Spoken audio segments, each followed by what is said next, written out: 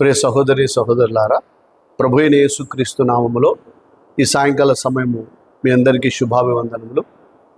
మరి ఆత్మీయ చైతన్య స్వరము ఈ ఆధ్యాత్మిక కార్యక్రమానికి మిమ్మల్ని ప్రేమతో ఆహ్వానిస్తున్నాము. ఈ కార్యక్రమం ద్వారా దేవునికి మరి సమీపముగా మనం వెళ్ళి ఆయన మహిమపరిచేటువంటి గొప్ప కార్యములు మన జీవితాల్లో రాబోయే కాలంలో మన కుటుంబాలకు జరుగులాగున్నా మనం ఈ కార్యక్రమాన్ని ప్రార్థనతో ప్రారంభించుకుందాం. తలలు వంచండి, నాతో ఏకీభవించండి. సర్వశక్తిమంతుడైన తండ్రి, ప్రభు అయిన యేసుక్రీస్తు నామములో, పరిశుద్ధాత్మ దేవుని సహాయములో మరొక దినము నీ వాక్యమందలి జ్ఞానమును, నీ వాక్యములో ఉన్నటువంటి ప్రేమగల సార గుణాతిశయములను మేము మా హృదయంలో భద్రపరుచుకొని ఆ విధముగా ఫలించుటకు, మీకు మహిమ తెచ్చుటకు, మీ రాజ్యంలో ప్రవేశించుటకు మమ్మల్ని నీ శక్తిగల ఆత్మతో అభిషేకించండి. ఈ యొక్క వాక్య జ్ఞానము ద్వారా వినుచున్న బిడ్డలందరి కుటుంబాలను క్రీస్తు జ్ఞానములో నూరంతలుగా ఫలింపచేయండి. మీరు అక్కడికి మమ్మల్ని సిద్ధపరచుమని ప్రభు అయిన యేసుక్రీస్తు నామములో ప్రార్థన చేసి అడిగి వేడుకుంటున్నాము పరమ తండ్రి. ఆమేన్, ఆమేన్. సహోదరి సహోదరులారా, మరి నిన్నటి దినమున మనము దేవుని ఆత్మచేత ఎందరు నడిపించబడుదురో వారు దేవుని కుమారులు అనబడుదురు అనే వాక్యాన్ని ధ్యానం చేశాము. మరి ఈ దినమున రోమీలు రాసిన పత్రిక 13వ వచనములో మనము ఇది కనెక్షన్ కలిగినటువంటి అంశం. చూడండి ఏమని ఉంది. లేఖన భాగంలోకి వెళితే, మీరు శరీరానుసారముగా ప్రవర్తించిన ఎడల చావవలసిన వారయందురు గాని ఆత్మచేత శరీర క్రియలను చంపిన ఎడల జీవించెదరు. ఆ తర్వాత 14వ వాక్యం నిన్న ఉపదేశంలో మనం విన్నాం. ఇప్పుడు ప్రతి మనుషుడు శరీరానుసారంగా ప్రవర్తిస్తున్నాడు కనుక ప్రతి మనుషుడు మరణములో బంధించబడ్డాడు. అయితే ప్రభువైన యేసుక్రీస్తుని విశ్వసించిన వారు బాప్తిసములో శరీరానుసారంగా చచ్చిపోయిన అనుభవమే బాప్తిసం యొక్క అనుభవం. శరీర మనసు చనిపోతే పాతిపెట్టబడినప్పుడు అతను క్రొత్తగా జన్మిస్తాడు, దేవుని రాజ్యంలో ప్రవేశిస్తాడు. ఎక్కడ అంటే ఆత్మలోను, సత్యములోను, జ్ఞానములోను. ఈ రెండిటి ద్వారా మనము మన శరీరంలో ఉన్నటువంటి ఈ పాప శరీర క్రియలను చంపడము అంటే నిజంగా చంపలేము, కానీ వాటిని అధిగమించడం, వాటిని జయించడం, వాటిని లోబర్చుకోవడం, మనలో ఎలాంటి శరీర కార్యాలు ఉన్నాయి అని మనం గ్రహించి వాటిని ఎప్పుడైతే ప్రభువైన యేసుక్రీస్తు ఎలా జయించాడో అలాగ మనం కూడా వాటిని జయించగలిగితే, ప్రభు ఎక్కడున్నాడంటే తండ్రి కుడిపార్శ్వం ఉన్నాడు.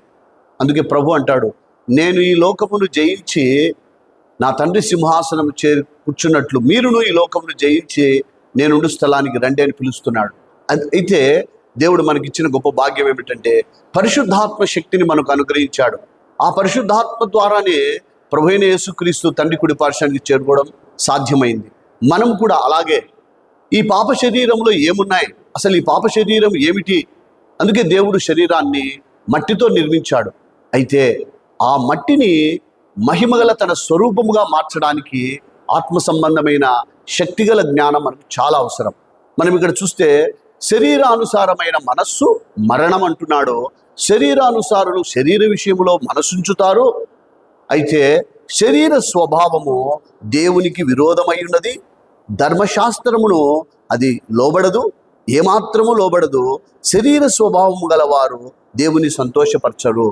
మరి శరీర స్వభావం అలా ఉంటే మరి మనము ఈ ఆత్మలోకి ఎప్పుడు మారుతాము? ఆత్మ ద్వారా ఈ శరీర క్రియలు ఎలా జయించగలుగుతాము, చంపగలుగుతాము? ఆలోచించండి. ఇంకా మనము ప్రాథమికమైనటువంటి భక్తి జీవితము కాదు, కానీ ఆత్మజ్ఞానములో కొద్దిగా ముందుకు వెళ్ళాలి. సో మనం నిత్యరాజ్యం చేరుకోవాలి, దేవుల్లో ఉండాలంటే మన శరీర క్రియలను చంపాలి. గలతీలో రాయబడింది ఏమని?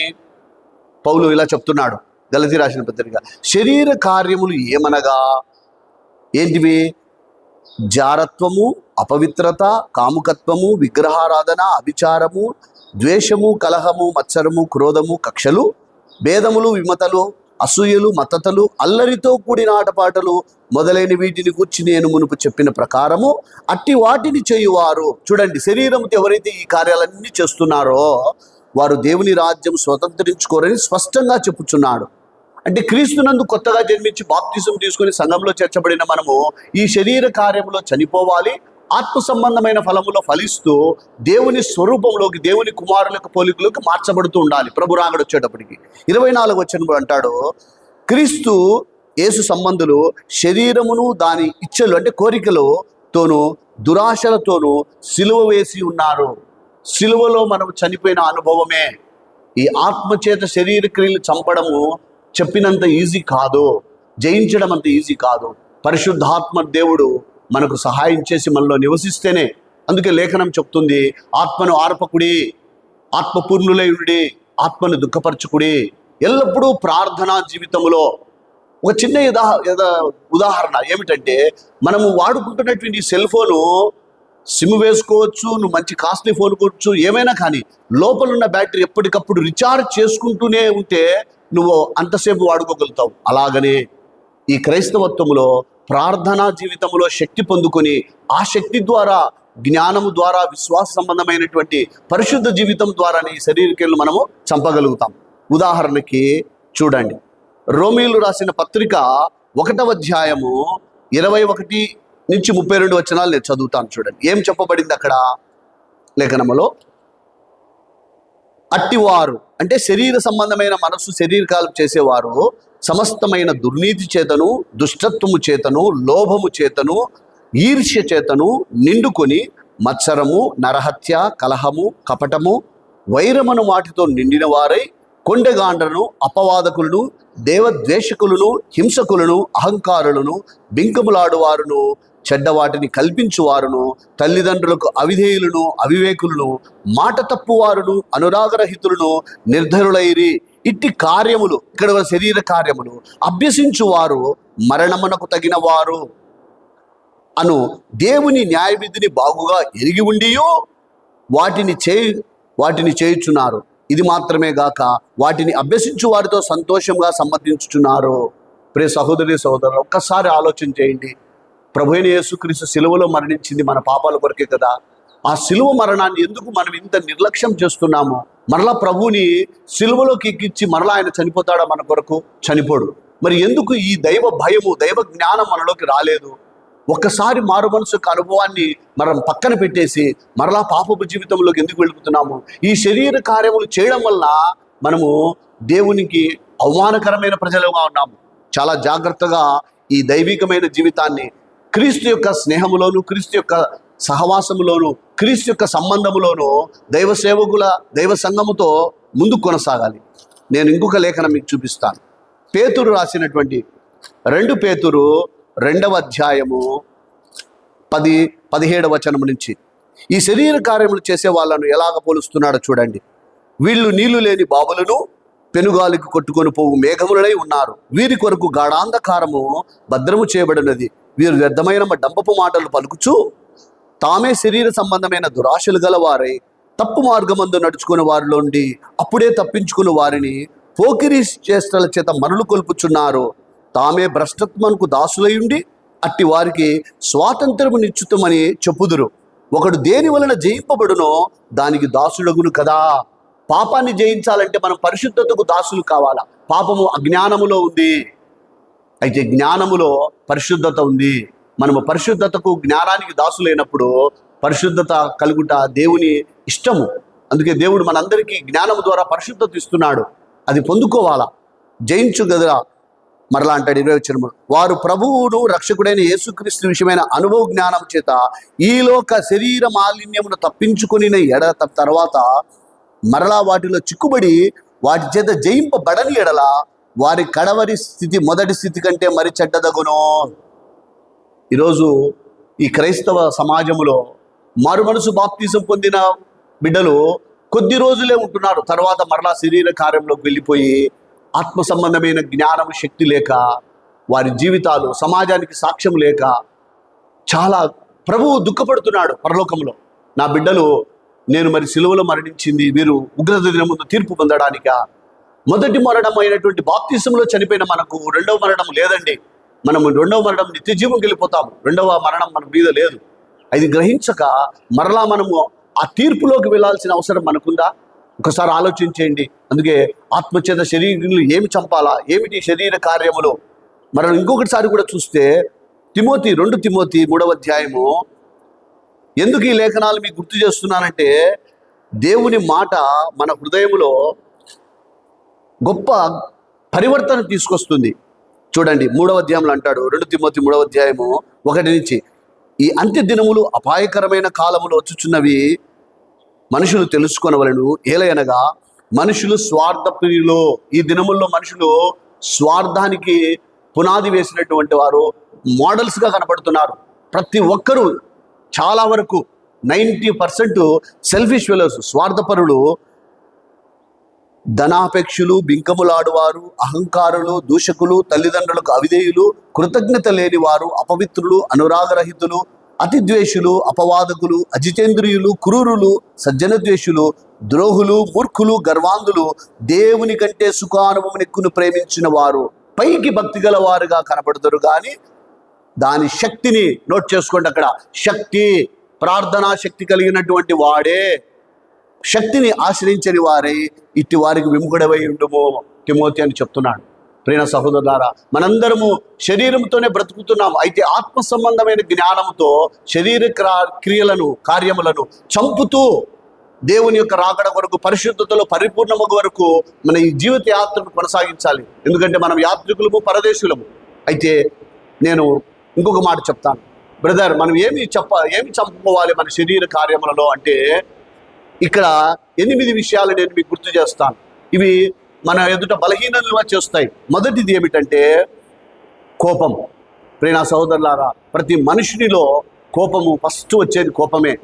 ఈ కోపము తన ఇష్టము జరగనప్పుడు, తను అనుకున్నది నెరవేర్చినప్పుడు, తనకు విరోధంగా మాట్లాడినప్పుడు, తన హృదయము నొచ్చుకున్నప్పుడు, ఈ కోపం వచ్చినప్పుడు, ఈ కోపం ద్వారా మనుషుడు తను బలహీనుడైపోతున్నాడు, కోపావేశంలో మూర్ఖుడైపోతున్నాడు. మూర్ఖుని హృదయంలో కోపం నివాసం చేస్తుంది. అయితే వాక్యం సెలవిస్తుంది యాకోబు 1:20, నరుని కోపము దేవుని నీతిని నెరవేర్చలేదు. మనము నీతిని నెరవేర్చడానికి భూమి మీదకి వచ్చాము. యేసు ప్రభు నీతిని నెరవేర్చే పరలోకానికి వెళ్ళాడు. అందుకే ఆయన నీతిమంతుడైన కుమారుడిగా తండ్రి దగ్గర మనకు ఉత్తరవాదిగా ఉన్నాడు. ప్రియ సహోదరులారా, మనం ఈ యొక్క కోపాన్ని జయించాలా. పరిశుద్ధాత్మ దేవుడు అందుకే ఆత్మఫలములు 9 విషయములలో మనకు దీర్ఘశాంతం అని ఉంటుంది. మనము జ్ఞానము చేత దీర్ఘశాంతము కలిగి ఉన్నప్పుడు ఈ కోపాన్ని జయించగలుగుతాం, అధిగమించగలుగుతాం, లోబరుచుకోగలుగుతాం. రెండవది ఆకలి. చూడండి, ప్రతి ఒక్కరు కూడా ఆయా సమయములలో ఆకలి అయినప్పుడు, ఆకలికి ఆహారం లేకపోతే కోపం వస్తుంది, బాధ వస్తుంది, దుఃఖమవుతుంది. ఆ కోపాన్ని, అందుకే నేరం కాదు, నాది కాదు, ఆకలిది అంటారు చాలామంది. ఈ ఆకలి తట్టుకోలేక చేయరాని పాపములు చేసేవాళ్ళు ఎంతోమంది.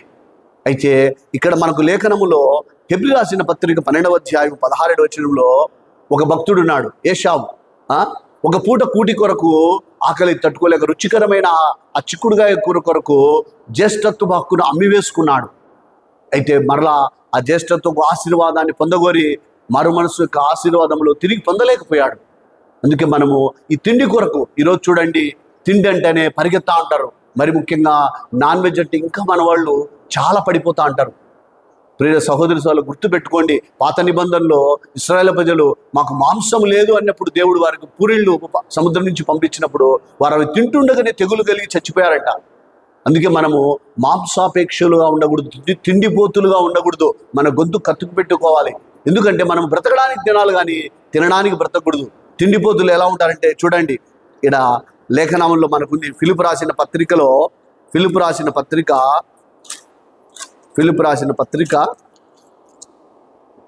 3వ అధ్యాయము 19వ వచనం, నాశనమే వారి అంతము, వారి కడిపే వారి దేవుడు, తాము సిగ్గుపడవలసిన సంగతులను యందు వారు అతిశయపడుచున్నారు, భూ సంబంధమైన వాటి యందే మనసు ఉంచుచున్నారు. భూ సంబంధం అంటే శరీర సంబంధమే, మనం బ్రతకడానికి తినాలి. అయితే కడుపే వారి దేవుడు, భోజన పదార్థములు కడుపునకును, కడుపు భోజన పదార్థములు నియమించబడితే ఈ రెండు కూడా ఏమవుతాయంటే నశించిపోతాయని దేవుడు సెలవిస్తున్నాడు. ప్రియ సహోదరులారా, గుర్తుపెట్టుకోండి, ఈ వాక్యము విని నిర్లక్ష్యంగా ఉండకుండా మనం వాక్యములో ఫలించడానికి పరిశుద్ధాత్మ దేవుడు సహాయించాలి. మూడవది, మనం జయించాల్సింది నిద్ర. సో ఈ నిద్ర ఎప్పుడవుతుందంటే మనం బాగా భోజనం చేసిన తర్వాత కళ్ళు, శరీరం అలసటలు, నిద్ర వెళ్ళిపోతుంది. ప్రభువు మనకు మాదిరికరంగా ఉన్నాడు. యేసు ప్రభువుల వారు పొగలంతా సువార్త ప్రకటించి రాత్రంతా బాగా నిద్రపోయాడా? లేదు, ఆయన ఎప్పుడూ నిద్రపోలేదు. చాలా వరకు ఆయన ప్రార్థన గడుపుతున్నాడు, నిద్రని జయించాడు ఆయన. మనం కూడా ఈ లోకములో నిద్రపోయేది ఎవరంటే సోమరిపోతులు. సోమరిపోతులు ఎప్పుడు నిద్రపోతూ ఉంటారు. నిద్రపోయేవాడు సోమరిపోతుగా సుఖభోగములు యందు వాంఛ కలిగిన వారు వీళ్ళు. కాబట్టి మనము ఈ నిద్రను జయించాల. రాత్రి కానీ వేకువజామున లేయడం కానీ ఈ అలవాటు ఎవరికి లేదు. ఎందుకంటే నిద్రను జయించలేరు. అలసిపోయాం బ్రదర్ పండుకుంటామని లేదు ప్రియులారా. శరీరములో ఉన్న ఈ నిద్రను మనం జయించగలిగితేనే మనము జీవించగలుగుతాం. పరిశుద్ధాత్మ దేవుడు చెప్తున్న మాటలు ప్రతి ఒక్కరూ ఆలోచన చేయండి. ప్రార్థనా పరులు ఎప్పుడు కూడా మెలకువగలిగి ఉండడం అంటే అదే ప్రార్థనలో. మనం ఎప్పుడు కూడా ఈ నిద్రను జయించేవారముగా ప్రార్థించేవారము కనపడాలి. ప్రసంగం వినడంలో కాదు, చెప్తే వచ్చేది కాదు. ఇది పరిశుద్ధాత్మ దేవుని శక్తి వలన అతను ఎప్పుడు పావురం వలె మూలుగుచు ప్రార్థనలో ఉంటాడు. అప్పుడు నిద్ర ఎక్కువగా అతను నిద్రపోడు. మరి నాలుగవది ఏమిటంటే శరీర కోరిక. మనము జయించాల్సింది చెప్పాల్సింది ఈ శరీర కోరికలు చూద్దాం. 1 దశలోనికలు 4వ అధ్యాయం 4-5 వచనాలు. మీలో ప్రతివాడు దేవుని ఎరుగని అన్యజనుల వలె కామాభిలాష ఎందు కాక పరిశుద్ధత ఎందును ఘనత ఎందును తన గడమును ఎట్టు కాపాడుకున్న వలన అది ఎరుగుండటే దేవుని చిత్తము. జారత్వమునుగా దూరముగా పారిపోవుడి. అందుకే మనము క్రైస్తవులకు ఈ సెక్స్ సంబంధమైన ఈ కామాభిలాష శరీర కార్యములు చదివాను. జారత్వము, కామాభిలాష, కాముకత్వం అని వచ్చాయి. అంటే ఈ శరీరంలోని ఈ కామాభిలాషను, ఈ కోరికను మనం జయించాలా. చూడండి, దావీదు చేసిన చిన్న పొరపాటు అతనికి శాపమైంది. జీవితకాలం అంతా మిద్దె పైన చూశాడు. తనలో ఉన్న శరీర కామాభిలాషను జయించలేక ఆ స్త్రీని మోహపు చూపుతో చూసి ఆ పాపము చేసి ఆ పాపానికి వచ్చిన ఫలం ఏమిటంటే మరణం ఇవ్వలేదు, కానీ దేవుడు కృప చూపి అతని జీవితకాలం అంతా అతనికి శాపం వచ్చింది. అందుకే మనము ఈ శరీరంలో ఉన్న కామాభిలాషను జయించాల. పరిశుద్ధాత్మ ఉన్నప్పుడే ఈ కామాభిలాష జయించడం సాధ్యమండి. మనకు పరిశుద్ధ గ్రంథంలో యోసేపు ఉన్నాడు. యోసేపు ఏం చేశాడు? ఆ దేశములో ఆ పొదిబరు తీసుకుని నా ఇంటి మీద అధికారిగా ఉన్నప్పుడు అతను పరాయి దేశం వెళ్ళినప్పుడు అతని భార్య అతన్ని మీదికి వచ్చి అతన్ని మోహించినప్పుడు అతను దూరంగా పారిపోయాడు. చూడండి, దేవుని జ్ఞానం ఎలా తీసుకువెళ్ళిందో అతని దూరంగా. అయితే అతనికి పాపము శిక్ష కలిగింది, కానీ అతను ఉన్నతమైన స్థానాన్ని చేరుకున్నాడు. ఈరోజు మరి అలాంటి స్థితి ఉందో లేదో క్రైస్తవ సమాజంలో ఈ కామాభిలాషను జయించగలిగే శక్తి పరిశుద్ధాత్మ ద్వారానే ఉంది. ప్రార్థనలో ఉండేవాడికి మాత్రమే ఇది దొరుకుతుంది. ఎందుకంటే మనము వివాహం చేసుకోమంటున్నాడు. కామాభిలాషలో మనము ఇది బలహీనమైనప్పుడు మీరు వివాహం చేసుకోండి. ప్రతి పురుషునికి సొంత భార్య ఉండాలా, ప్రతి స్త్రీకి సొంత భర్త ఉండాలా. పెళ్లికి ముందు చేస్తే జారత్వము, పెళ్లి తర్వాత చేస్తే వ్యభిచారము. జాగ్రత్త సుమా. ఈ కామాభిలాష వ్యభిచారం చేసే వాళ్ళు ఎవరు కూడా పరలోకంలో లేరు శరీర కోరికలతో. 5వది ధనాపేక్ష. ఈ ధనాపేక్ష సమస్త కీడులకు మూలము. విశ్వాసం నుండి తొలగిపోతారు, నాశనానికి మూలమైంది. అయితే ప్రతి ఒక్కరు మనకు ధనం అవసరం, మన అవసరాలు తీర్చుకోవడానికి అవసరమే. అయితే ఆ ధనము నువ్వు దానికి దాసుడు కాకూడదు. ప్రభు అంటాడు, భూమి మీద మీ కొరకు ధనము కూర్చుకోవద్దు. ధనం ఎక్కడుంటే అక్కడ నీ హృదయం ఉంది. ధనము కలిగిన వాడు దాన్ని దాచిపెడతాడంట. జక్కయ్య లాంటి మారు మనసు కలిగి ఉండాలా. జక్కయ్య తనకు కలిగిన ధనాన్ని తట్టి పేదవారికి ఇచ్చేశాడు, అన్యాయంగా తీసుకున్నవారికి ఇచ్చేశాడు. అంటే క్రైస్తవ జీవితంలో ధనవంతులకు చాలా పెద్ద శోధన ఉందండి. ఎవరైతే ధనవంతులుగా ఉంటారో వాడు పరలోక ధనం సంపాదించుకోవాలి. అందుకే ఈ ధనాపేక్ష అనేది దాన్ని చంపివేయమంటాడు. కొలసీకి రాసిన పత్రిక 3వ అధ్యాయం 5వ వచనములో చూడండి. ఈ వాక్యాలు చదివించడం కాదు, ఇవి మన జీవితంలోకి రావాలంటే చూడండి. భూమి మీద ఉన్న మీ అవయములను అనగా జారత్వమును, అపవిత్రతను, కాముకతను, దురాశను, విగ్రహారాధనను, ధనాపేక్షను చంపివేయుడి. చాలా చెప్పుకోవచ్చు మనం. అననీయ సఫీరియాలు ధనము దాచిపెట్టారు. మీరు పరిశుద్ధాత్మకు ఎందుకు విరోధము అబద్ధమాడి మరణిస్తున్నారు. చూడండి, మన పేరుకు జీవించున్నాము, కానీ మనలో ఈ ధనాపేక్ష ఇంకా ఉంది, చనిపోవడం లేదు. పొలాల కోసము, భూముల కోసము, ధనము కోసము, అన్ని బంగారం కోసము ప్రతి ఒక్కరూ ఎలా బ్రతకాలి అంటే ధనము మూలమైంది. ధనము ఆశ్రయాస్పదమే, కానీ ధనముని మించింది ఏమిటంటే జ్ఞానము. జ్ఞానము మన ప్రాణాన్ని రక్షిస్తుంది. ప్రియ సహోదరులారా, మనకు కావాల్సింది దేవుడు మన ప్రతి అవసరంను ధారాళంగా ఇస్తాడు. అందుకే నువ్వేం విత్తుతావో అది కోస్తావు. కాబట్టి ధనాపేక్షలు కాకుండా మనము దేవుణ్ణి ప్రేమించేవారుగా, జ్ఞానముని ప్రేమించేవారుగా ఉంటే అప్పుడు మన వెంట వస్తుంది అది మన అవసరాలు తీర్చడానికి. మనము ధనం వెంట వెళ్తే ధనము పక్షిరాజు వల్ల ఎగిరిపోతుందంట. నోట్ చేసుకోండి, ధనం వెంట మనం వెళ్ళకూడదు. దేవుడు అదే చెప్తున్నాడు, నన్ను వెంబడించండి అన్నాడు, కానీ ధనాన్ని వెంబడించమని చెప్పలే. ఈరోజు సేవకులు చాలామంది యేసు ప్రభువును పెట్టుకొని ధనాన్ని కోట్ల కొద్ది ఉన్నారు. మరి వారి మనస్సాక్షి చెప్తుందో లేదో నాకు అర్థం కాలేదు, కానీ అన్ని కోట్ల కొద్ది ఆస్తులు పెట్టుకున్నారు. వారు దేవుని వాక్యానుసారంగా పంచిపెట్టాలా. ఆ రోజు అపొస్తలులైనటువంటి వారు అందరికీ పంచిపెట్టారు. వారు ఏం దాచిపెట్టుకోలేదు. అదే క్రైస్తవత్వంలో ఉన్నాం కదా మనము. మరి ఎందుకు ధనాపేక్షను కలిగిన వారి దాచిపెట్టుకొని పెద్ద ఇదైపోతున్నారు ధనవంతులైనటువంటి సేవకులు. అందుకే ధనం మనకు దూరంగా ఉండాలండి. 6వది గర్వస్వభావం. అసలు సాతానుడు పడిపోవడానికి తను తాను హెచ్చించుకునే స్వభావం. మనం కేవలం మట్టివారం అండి, అంతలో మాయమైపోయి ఆవిరి వంటి వారం. మనం గర్వించడానికి ఏముంది? దేవుని పరిశుద్ధాత్మ మనకు దీనత్వాన్ని, సాత్వికాన్ని చూపించాలి. ఈ గర్వము నాశనానికి. ఎందుకంటే మనలో ఉండే ఈ గర్వ స్వభావం చాలా విషయాల్లో చూడండి. గర్వం ఉండే వాళ్ళలో ఏం జరుగుతుందంటే, సంఘాల్లో కావచ్చు, కుటుంబాల్లో కావచ్చు, అన్నదమ్ముల మధ్యలో కావచ్చు, ఈ గర్వం కలిగిన వాడు ఏం చేస్తాడంటే, గర్వము జగడములకు మూలమై ఉంది. కొట్లాట కూడా కోపము, గర్వము ఇవన్నీ కూడా అక్కడి నుంచి వస్తాయి. ప్రతిదానికి కొట్లాడుతూ ఉంటాడు గర్విష్టి. ఒప్పుకోడు, నా మాటే నెగ్గాల. ఈ గర్వం అనేది నశించిపోయేది వస్తుంది. గర్విష్ఠులను ఆయన అనగదొక్కుతాడో. ఎప్పుడైతే మనం దీనులుగా తగ్గించుకొని ఎవరితో కొట్లాడకుండా మనము ఆయన్ని మహింపరచాల. ఈ గర్వ స్వభావాన్ని మనం పరిశుద్ధాత్మ ద్వారా మాత్రమే జయించగలుగుతాము, చంపగలుగుతాము, లోపరుచుకోగలుగుతాము. 7వది పిరికితనం. మన శరీరంలో పిరికితనం. చచ్చిపోతామేమో అనే భయం, ఎవడని చంపుతాడేమో అనే భయం. యేసుప్రభు శిష్యులు కూడా యేసుప్రభుతో తిరిగిన 3.5 సంవత్సరాలు పిరికి వాళ్ళే వాళ్ళు. వారు ప్రభువుని పట్టుకున్నప్పుడు ప్రభు ఎవరో మాకు తెలియదు అని పరిగెత్తేలారు. అయితే పరిశుద్ధాత్మ శక్తి వారు పొందినప్పుడు జ్ఞానవంతులే వారు దేవుని పరిశుద్ధ నామం కొరకు ప్రాణాలు పెట్టడానికి పరిగెత్తారు. అర్థం చేసుకోండి, ఈరోజు ఎవడో చంపుతాడు ప్రభువును ప్రకటించేటప్పుడు మనం ఆల్రెడీ శరీరంలో చనిపోయాం కదా. మనకు మరణం అధికారం లేదు మన మీద. మనం కృప కింద ఉన్నవారము ప్రియనా సహోదరులారా. అయితే శరీరంతో ఉన్నవాడికి ఆ మరణ భయం ఎప్పుడూ వెంటాడుతుంది. అందుకే శరీరానుసారమైన మనసు మరణంలో ఉంటాయి. అయితే మనం ఆత్మానుసారమైన మనసులో ఉన్నప్పుడు అది జీవము, సమాధానమైంది. కాబట్టి మనము పిరికివారంగా ఉండకూడదు. తిమోతికి రాసిన పత్రికలో ప్రభు ఇలా సెలవిస్తాడు. నేను తిమోతికి రాసిన పత్రిక చూడండి. దేవుడు మనకు శక్తియు, ప్రేమయు, ఇంద్రియ నిగ్రహం గల ఆత్మనే ఇచ్చను కానీ పిరికితనం గల ఆత్మ ఇవ్వలేదు. ఈ పిరికితనము, ధైర్యం లేకపోతే ఏ కార్యము చేయలేవు. స్వార్థ చెప్పలేవు, పరిచర్య చేయలేవు, కుటుంబాన్ని నడపలేవు, 10 మంది మధ్యలో పోయి ప్రభు ఉపదేశం చేయలేవు. ప్రియనా సహోదరి సహోదరులారా, ధైర్యం గల ఆత్మతోనే మనం ఈ లోకంలో జయించాలని ప్రభు అంటాడు. నేను జయించున్నాను, మీరును జయించుడి, నా పరిశుద్ధాత్మ మీ మీదకి కుమ్మరిస్తున్నాను. మరి చివరిగా 8వది అదే అబద్ధము. మన ఆత్మ అబద్ధమునకు జనకుడు ఎవరండి?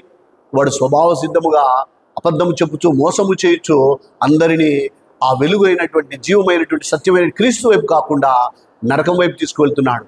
మనందరము ఎందుకు అబద్ధం ఆడుతున్నామంటే జ్ఞానము లేక, భయము లేక. మన దేవుడు సత్యవంతుడు, మనం సత్యములో ప్రతిష్ఠించబడిన వారము. ఆ సత్యవాక్యం మనల్ని స్వతంత్రులుగా చేసిందని సత్యాన్ని వెంబడించి సర్వసత్యములకు వెళ్ళాలని మనకు అర్థం కాకపోతుంది. ప్రభు అంటాడు, అబద్ధం ఆడకుడి. అబద్ధం ఆడితే మన గుమ్మములో తీర్పు జరుగుతుంది. రేపు అబద్ధికులు పరలోక రాజ్యంలోకి పోలేరు.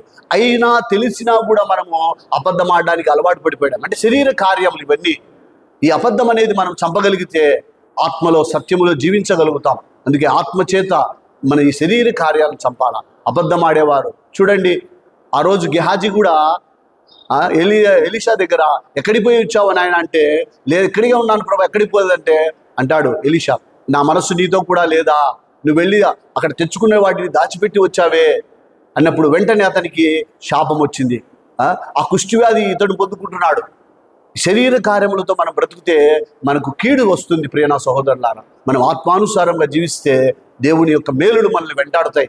ఆత్మానుసారమైన జీవితమే నీతిగల జీవితము, పరిశుద్ధ జీవితము, విశ్వాస జీవితము, దేవుని యందు భయభక్తులు గల జీవితము, యథార్థ జీవితము.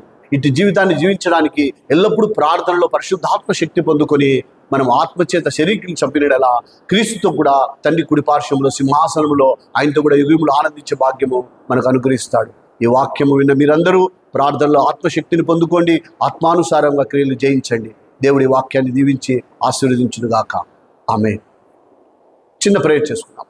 పరిశుద్ధ తండ్రి, పరిశుద్ధాత్మ దేవుని ద్వారా మాకు ప్రకటించిన ఈ వాక్యము విన్న బిడ్డలందరి హృదయములలో శక్తివంతమైన నీ జ్ఞానము క్రియారూపకంగా జరిగి ప్రభా మా శరీరంలో ఏదైతే బలహీనముగా ఉందో మీకు మాకు ఆటంకముగా ఉన్నదో వాటిని చంపివేయడానికి, లోపరుచుకోవడానికి, జయించడానికి పరిశుద్ధాత్మ యొక్క విశ్వాసము ద్వారా ప్రభా మేము జయించి మీతో కూడా మీ రాకడ కొరకు ఎదురు చూసే బిడ్డలముగా, భూమి మీద ఆశీర్వదించబడిన బిడ్డలముగా, అనేకులకు ఆశీర్వాదకరంగా నీ పరలోక రాజ్యంలో ఉన్నతమైన భాగ్యం దయచేయమని, విన్న కుటుంబాలన్నిటినీ ఆశీర్వదించమని ప్రభువైన యేసుక్రీస్తు నామములో ప్రార్థించి వేడుకొని పొంది ఉన్నాము తండ్రి.